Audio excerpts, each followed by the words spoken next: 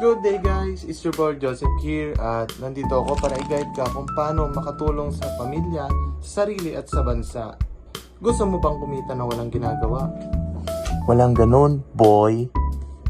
Kaya ngayon, tuturuan kita kung paano dumiskarte at tumigil na sa pagtatambay. Sa pamamagitan lamang nitong Milo at instant coffee na nabibili sa sari-sari store ay pwede ka namang kumita ng pera at ituturo ko sa iyo kung paano. Pero bago natin ituloy ang lahat, alauna ng madaling araw kaya kakain muna tayo at dinatna na tayo ng gutom. Kaya tara, samahan niyo muna akong magluto.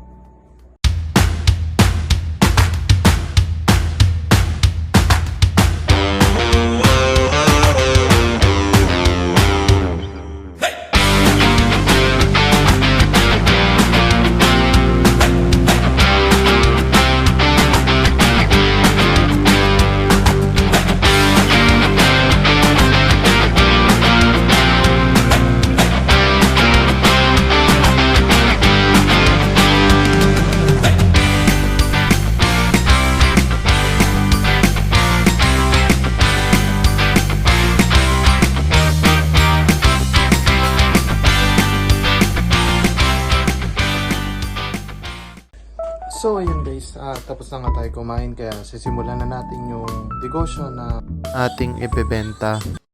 Unang flavor na gagawin nga pala natin Ice Dalgona Coffee Milo. Una, maglagay ka nga muna ng instant coffee sa cup.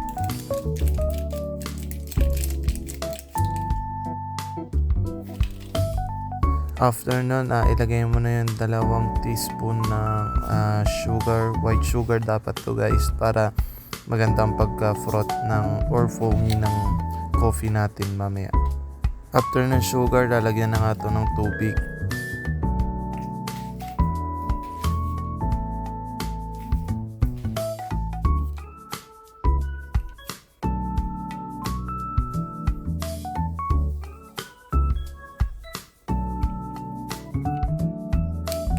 Then ito na guys, ay froth na natin. Hintay lang natin at magpo-foam na siya.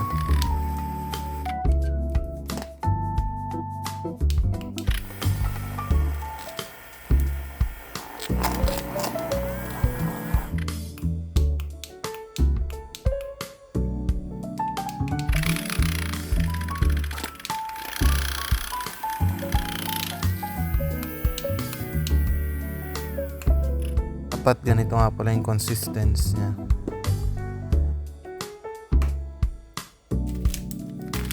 At ilalagay na nga pala natin tong Milo.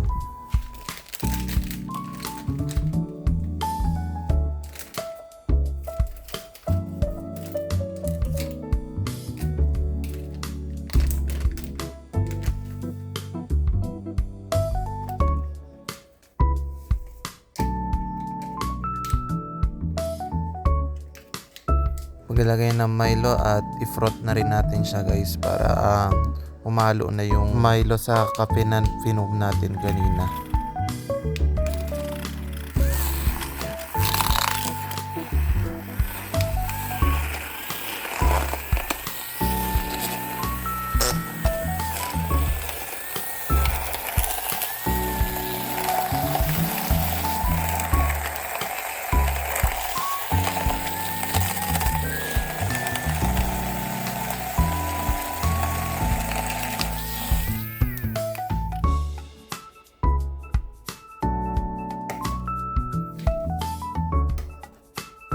At after na nga natin makombine lahat, lalagyan na natin to ng yelo.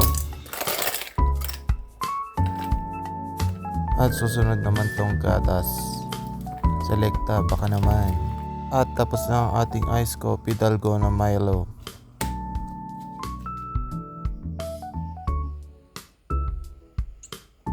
Susunod naman natin ang Spanish latte.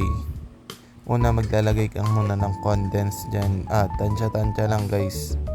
Yan. After malagyan ng condense, lalagyan ulit natin ng gatas.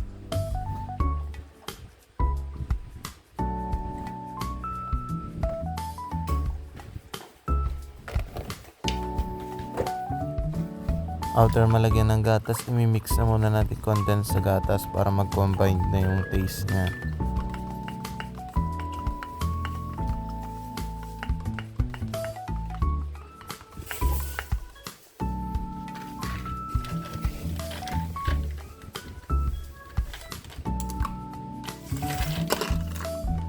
lagyan na rin natin to ng ice.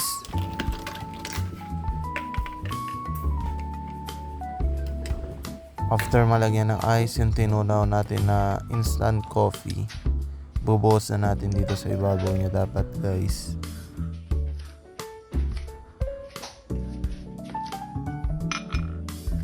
At tapos ng ating Spanish latte. So guys, nag-costing na ako dito kung magkano yung tutubuin ninyo at puhunan nyo. Per serving nga pala ang costing nun at nakadepende kung magkano ang pricing nyo guys. At sana guys, nag-enjoy kayo at may natutunan kayo sa mga tinuro ko. Kaya, kain. Yun lang, paalam.